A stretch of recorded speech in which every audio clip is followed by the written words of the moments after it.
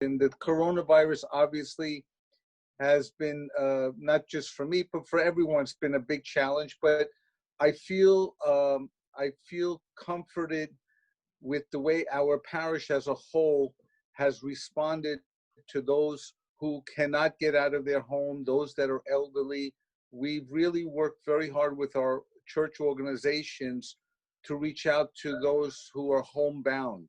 As Dedhard mentioned earlier, I think St. Leon is especially blessed. We have the technology to live stream our Badarak so that the folks that outside of the pandemic just normally cannot come to church can still enjoy our church services. And so we're very proud of that. And ultimately, what makes our altar service tick, I think the wide range of different levels of experience that we have, I think is super helpful because there are mentors to me in the church. I grew up as a choir member, and I'm actually a Gisa Sargavak, moving forward toward my diaconate. And I look at some of the senior deacons in our church, such as Dr. Berj Frejan, Sarkis, Pilavjan, Nubar Kasarian, Harach Kasarian, and they give me a lot of inspiration. And I think they have watched me come up from the ranks and, not be so confident and turn into a very confident altar server under their tutelage. And I think all of us together get a great opportunity to grow with all of the maturity that we have on the altar, led by Dediran. Sarkis Sultanian, Charlie Panagian, they were like uncles to me. And now, Sarkisa. We practice every Tuesday with the kids, and we go out for a bite to eat. And I hadn't, because of work, I couldn't serve for so long, 25, maybe 30 years. And I've been back maybe 2.5 years, and not being able to go to church, I got to tell you, it's like my number one thing that hurt my heart more than you know. We're blessed from the fact that we have Dedhard as our leader, and over the years we've had a very good leadership, and maybe we happen to be in the right vicinity, in the right geographic area where we can draw people. But many times you can draw people, but then you got to keep them there.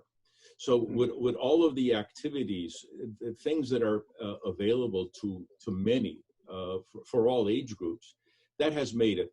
The part, and I think you touched on this a little bit by asking that question, the part that's of concern to me, and I think the rest of us as well maybe, is that the youth, they come to church, but not necessarily in the sanctuary as much. They go through the Sunday school and they get used to it. And then eventually they wander off to college for obvious reasons. We lose them. And it seems like we have to find something to bring them back. But I leave that to the leadership of our church.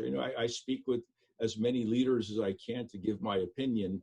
But, obviously they know a lot more than I do as to what could be best for them. And I'm sure they're working on it right now.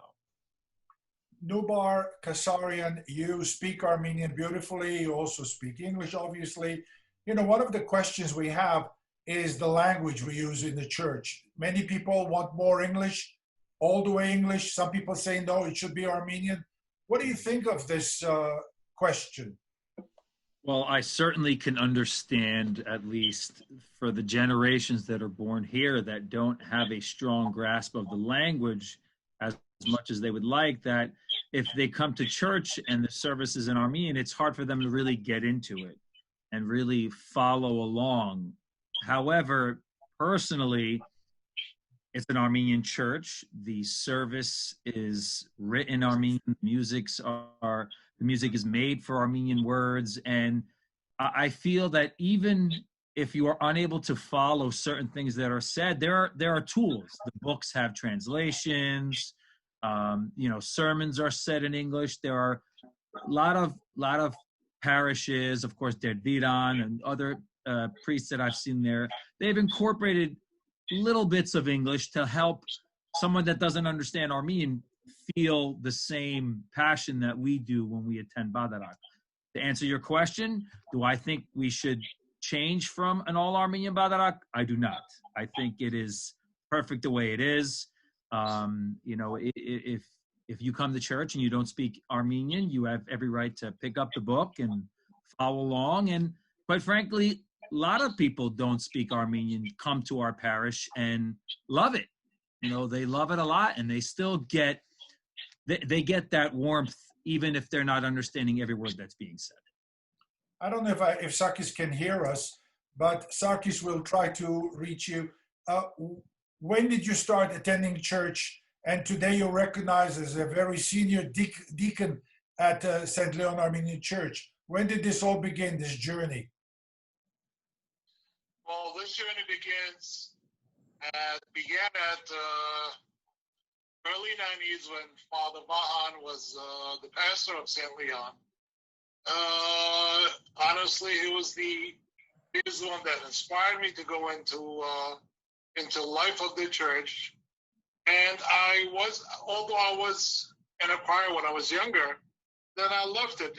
I guess everybody needs an inspiration. And for me personally, it was Father Bahan that inspired me to re-enter the church's life and to be part of it. Well, I think the key is building relationships for God, building relationships and cultivating those relationships to serve Christ, to serve the Lord, to serve the Armenian Church. So I think that's important. You know, we have a lot of activities and programs, but it's building those relationships. And I think one of the reasons that we have good success in our community is that we may come from different backgrounds, but we work together so that we build the body of Christ. We're all members of the body of Christ, and we're building that on a daily basis, on a weekly basis. You know, we may have our differences, but that's okay. But we work for the common good to serve the Lord and to bring people back to the Armenian Church.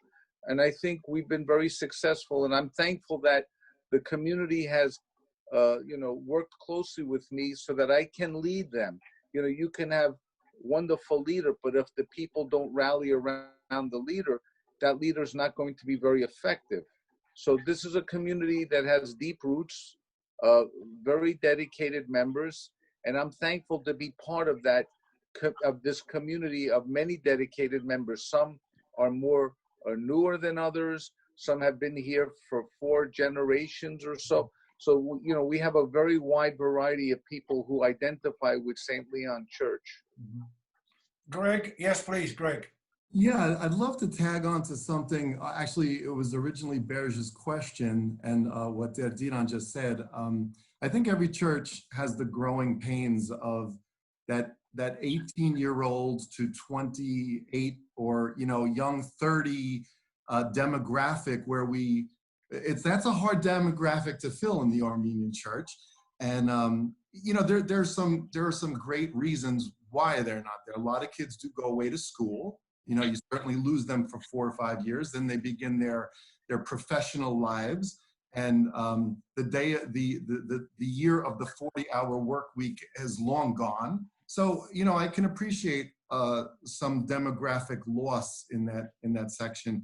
However, what I think, you know, as a community discussion, where we've kind of tried to bridge that gap, I want to say going back about 10 years ago, the parish council made a decision to bring the Sunday school children up from the Sunday school into the sanctuary. And we rotated them. So we rotated the 2nd graders, 3rd graders, 4th graders, 5th graders. And by the way, I do want to make sure that I recognize we have a very strong Sunday school and we have a strong Sunday school leadership. Mm-hmm. So that's also helped our St. Leon community greatly. And so by arranging them to rotate through the sanctuary, they started to become acclimated to parts of the Badarak. So We would teach that Badarak in Sunday school, and then they would come and see it live in the sanctuary. And then as they grew up and graduated Sunday school, and I'm going to tell you this from experience because my son just graduated, we have a very strong internship program. And what I mean by that is we don't just give them a diploma and say, thanks for coming, go on with your life. No, the next question is, where would you like to serve our church?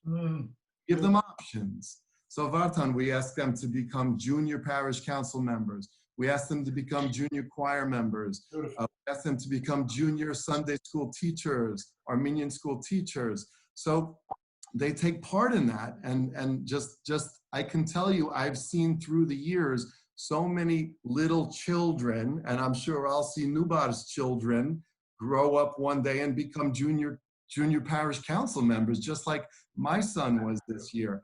And he learned the responsibilities of the church. So when I lose him next year to college and we lose that demographic, they have strong roots that I think were instilled to them that they will make the decision on their own to come back. So I think the important things are exposing them to the sanctuary and our Badarak early on so that they can see realistically what they're learning in Sunday school versus what's going on upstairs in the sanctuary, and having them take a responsibility and a part in the church life as a junior parish council member or a junior choir member or a junior deacon or a kishotz holder. So they feel that responsibility, and those are the driving factors that want to bring them back to our church when they go abroad or go away to school. Yeah, I wanted to really, again, piggyback on what Greg and Nubar had said. There's no question our church is very good at these programs to give as much, I guess, chances as for these youngsters to come back. But there's also a reality that I have seen over the years that I've been there. Not everybody comes back, and I'm not saying like 10%. If I had to guess, I would say maybe, Derhard, you can tell me if I'm wrong or not, but maybe 50% come back to this whole thing. But going back, you had asked me, how can we attract perhaps or keep the youth a little bit more? As we were talking, this came to mind. First of all, I grew up in the church. My father was a priest. So first I had no choice but to go to church. But once I did, it became part of my life. So I've grown up in it, and I understand everything. I know everything backwards and forwards. These last 2 or 3 months, I think I'm forgetting it because we haven't been participating. So, but just the fact that I understand does not mean that I should just say, for that reason, we should keep the things the same, only because I feel comfortable in my own skin about that. One of the things my mother used to tell me, that when they were living in Syria, because that's where I was born and they were born, when they went to church, would you believe that the gospel and the sermon was given in Turkish? Because that's what most of the population there spoke, is Turkish, not even Armenian, though the rest of the service was. So we do that partly. But, my suggestion, my recommendation would be that I think it's time that we come into the 21st century and understand that maybe we have to incorporate more English. Look, when I go to another church, let's say a Catholic church, and I'm trying to follow along in their book, even though I understand the words, there's other things I'm looking at. It's not the same as just focusing directly on the service, on the liturgy, because I'm looking at the book. So yes, we have the translations. We have excellent books with the translations and transliterations as well. But I think that becomes distracting. I believe it's time that we do start thinking about incorporating. I'm not saying necessarily the hymns, though, by the way, that's nothing new, that we have the English words to the hymns and they work. And it's also nothing new that, by the way, Greg, that we had the Sunday school students coming up. I remember years back, actually they would have Sunday school for an hour, and then they would all come up to the church and join the family for service.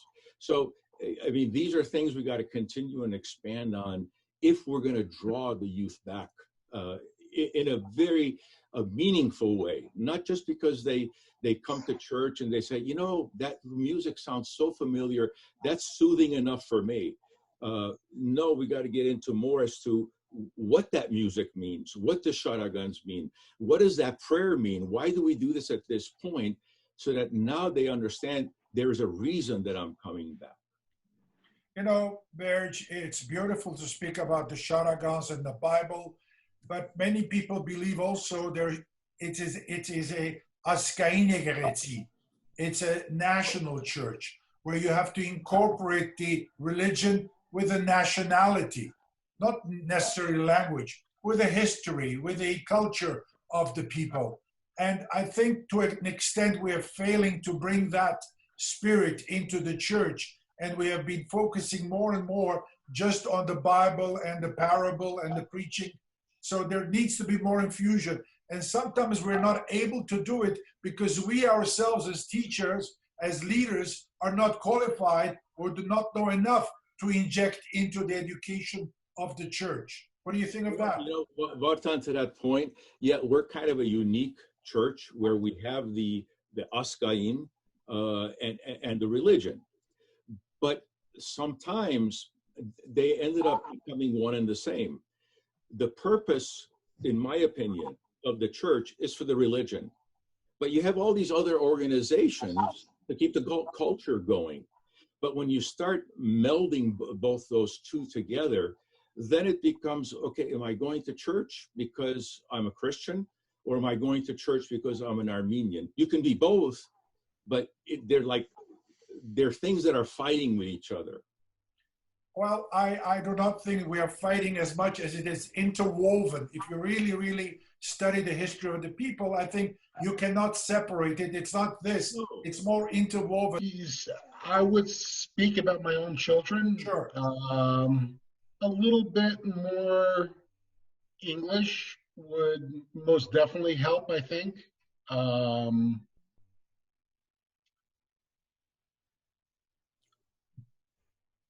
You know, it's a tough thing when they're on their own. I mean, look, I did the same thing. When I had kids, that's when I went back to church, because Nancy did, to bring, you know, our children to Sunday school. You know, it's a little problematic. You know, I look at like the Catholic Church as a model. You know, you could go to church on Friday. You could, and it's like a short and sweet service. You could do it in an hour, and you know, you did it. Where ours may be a little bit more elaborate, but it's harder to fit in, if you will. Nubar, our lives are getting to be more complicated. There are too many distractions, too many choices we have out there, especially the younger people. If I have soccer or basketball, I will be more drawn to the soccer or basketball. What can be done in terms of the forces that are working against us? What is your take of the situation? I certainly acknowledge the fact that nowadays, you use sports as an example. I know when I grew up, there was usually one sport team for the school, perhaps a sport team for the church. Now there's layers upon layers of different organizations, and these children, my children especially, have something every day, literally every day. And there used to be a restriction on Sundays. Yeah. Town sports on Sundays. Now forget about it. You'd have a practice Sunday morning, you'd have a game Sunday night, whatever the case may be. So that has not made this any easier. And to answer how can we overcome that? It takes a very strong discipline, and it takes those deep roots that have been implanted when we were younger in Sunday school, as we got older, to say, listen, I know it's Sunday, I know this is a big practice before a game, but church comes first. You know, certain people are able to. I'm not saying it's easy, don't get me wrong. It is extremely difficult. You know, when you have a job that you need to dictate some time on a Sunday morning, you might not have the luxury of saying, sorry, boss, I'm going to church. It's it's a problem that I don't know if there even is a solution, but it's something we can't just give up on. What I think becomes the problem is once somebody makes a decision to do something other than church on a Sunday morning, and they do that one or two times, they get too comfortable saying, well, I didn't go to church and, it's okay. I'll go to church next week. I'll go to church next week. And 6 months later, they finally go to church. So it really takes a lot of discipline by the parents, by the children themselves, and to say, even if I've missed church for a couple weeks for sports, I have to make it a priority. I need to make sure I get back before it becomes a longer period of time before you go back. There needs to be a balance in all of this. And I think this is something that the clergy have been wrestling with, the bishops have been wrestling with. I think we're not uncommon. Other countries are going through the same issues. Other Armenian dioceses are going through. So this is a common thread that's running through the Armenian church. And I believe ethnic churches, Orthodox churches, the Syrian Orthodox, the Greek Orthodox, the Coptics, I think more or less we're all dealing with this challenge in our churches today. Certainly, is an exemplary place to grow up and to fortunately we have staff that make them feel at home. It's a home. It's their second home. I remember I wasn't in a basketball team for a little while, but it was work, home, family home, work, home, family home. So that family home becomes second home to you. And once that starts, getting deeper and deeper in your DNA as you mature as a person, and you start having your family, you have no other choice but to expose your kids, and therefore you're there. What I'm trying to say is each is an age group. Every age group we accommodate perfectly under the leadership of the. I personally believe everything begins at home, and maybe it also ends at home, because the exemplary life you lead is what the kid watches and try to copy. My question is, what is your message to the families? Okay, so you nailed it. You hit it right on the head. As everybody was speaking, and it was something that I wanted to say, so this question is perfect. The overriding principle, no matter if you can attend church on Sunday or not, whether your child has sports or not, as long as you're teaching Armenian Christian values at home, and if you have to miss church for a sporting event and you know that church is in the forefront, you'll get there next week. As long as you're teaching those values at home, I feel that that's going to be an inherent trait for your child. They're going to grow up knowing that. They're going to grow up around that. They're going to grow up with that instilled in them.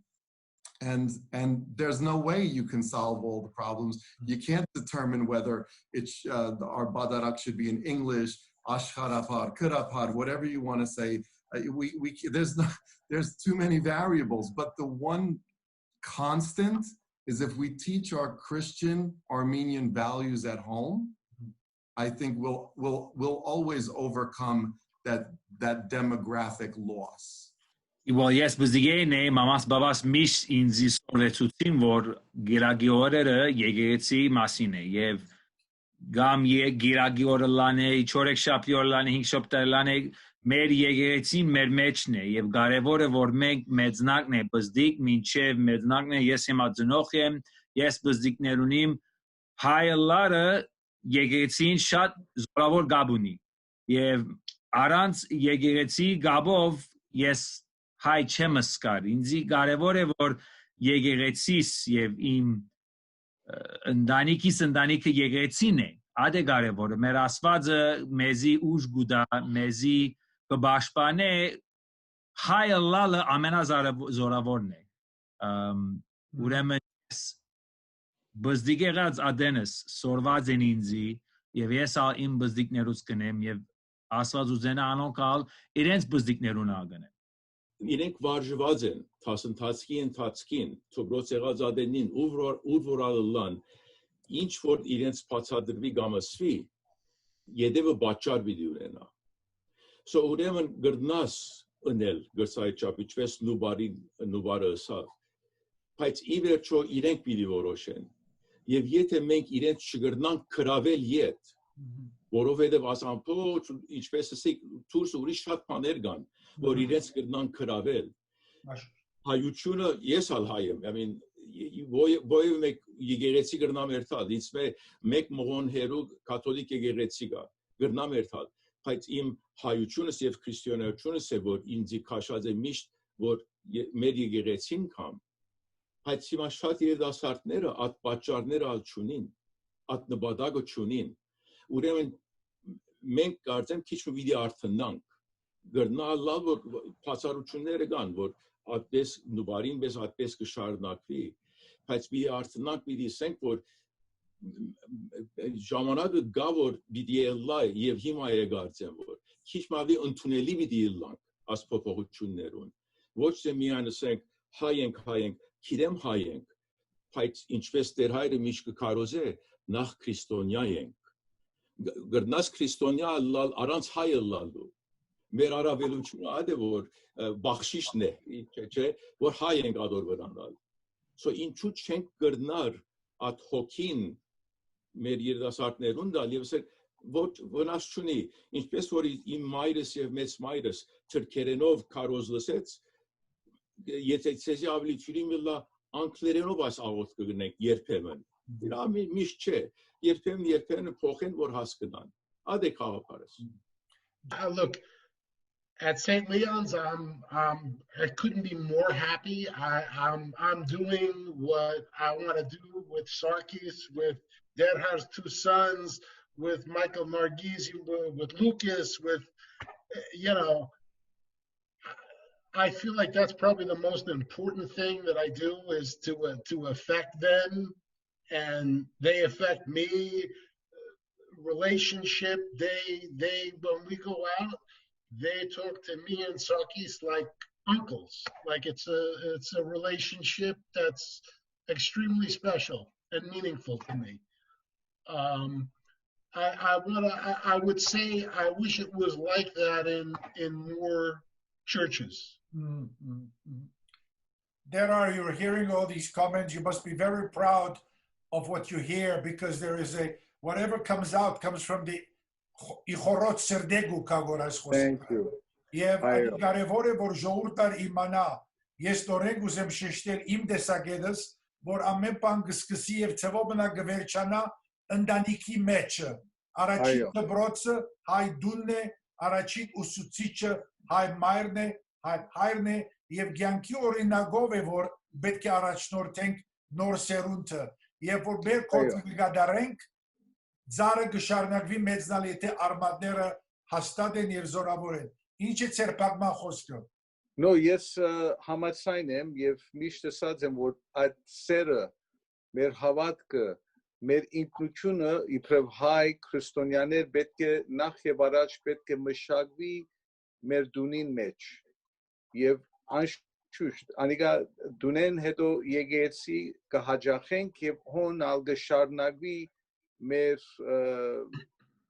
սովորությունները, մեր հավատքը, մեր եկեցի կամ գիրագնորիա կամ հայ թբրոց երթալ սորվիլ եւ ասիկա թյուրին չէ յուրաքանչյուր ընտանիքը հավանաբար տարբեր մոդեցում ունի բայց նորեն հիմնականը մենք գուզենք որ մեր ընտանիքը հայ եկեսվո մոլորդի մեջ աջի սորվի եւ ասիկա թյուրին չէ. In English. Having the church being reopened for me personally was some of the best news most of it received in months, and it is certainly a great first step in rebooting our lives, so to speak, to use some technological verbs, that I think we all need to realize that as life begins to restart, as we get out of this pandemic and these meetings in front of a camera, it all should start in a church. And little by little, we hope the numbers of 10 this past Sunday, maybe 25 in the next coming Sundays, and let everybody come. And of course, I want to thank you as well, Vartan, for organizing this. And for me, it's Thank you. doors to the church, and let us heal and let us become stronger together. Something that I recognized last Sunday, taking part in the Badarak, was that as I come every Sunday, I see Sarkis, I see Berj, I see Nubar, I see Hirach, I see Jeff, I see many of the other altar servers, and we walk past each other. We do our, perform our duties. We help Dead Hide get vested, and we're off to the races, and we worship. However, being unable to do that, I didn't realize how much that I took that for granted. So when I was there Sunday and I got to look Nubat in the eye or Bears in the eyes and Jeff, and I said, oh my God, I miss these guys so much. And just being able to, not being able to be on the altar with Dead Hide, but just to be there with him and Sarkis, who's been a major mentor to me. You just cannot realize how much every Sunday you take for granted, and when it's not there, when you're not able to do it, how special it really is. And it really, really dawned on me what a special thing we have. So thank you for all of that. So on Sunday morning when I got up, even though it's like warm weather, I felt like I had to get dressed in my suit that I usually do to go to church. And it's kind of weird because do I put my shirt on first? Because I hadn't worn a suit for about 3 months or so. And I jokingly said I had to put in the navigation, the church address to make sure I got there. And the difference, like Greg says, so much different when you're there personally, present, and to be with everyone. Kind of weird, though, that we're going past each other, like 6 feet apart. Well, how are you and how you doing? But that's okay. That too will end someday. So there's no question now. I feel a lot more grounded now that I've done, and I know I'm going Sunday again. So the week is like regular now for me. 2 hours at church this past Sunday, I felt normal. I haven't felt normal in a very, very long time. I also want to say how proud I am to be a part of this group. Beautiful. And how much love these guys have shown me. For whatever reason, we can't serve. We don't feel normal. We don't feel right. It feels abnormal. So, most of all, being a deacon, surrounded by deacon and subdeacons, we are more than that in St. Leon. We become a family. We become brothers. We become uncles for the youngsters. And we just got to keep up. And that's it. Pandemic or no pandemic. When they had asked me if I want to serve during the pandemic, I said, yeah, I have no. It's not that I have no choice to say yes or no. It is within me as an ordained deacon who want to serve the call. Thank you again, and I'm very happy that we all gathered this evening. Thank you, Vartan, for hosting it. And, we pray, I pray that God bless our churches, our faithful, so that gradually we will come together in fellowship and in harmony and continue working in the Lord's vineyard for the glory of God. So again, thank you so much.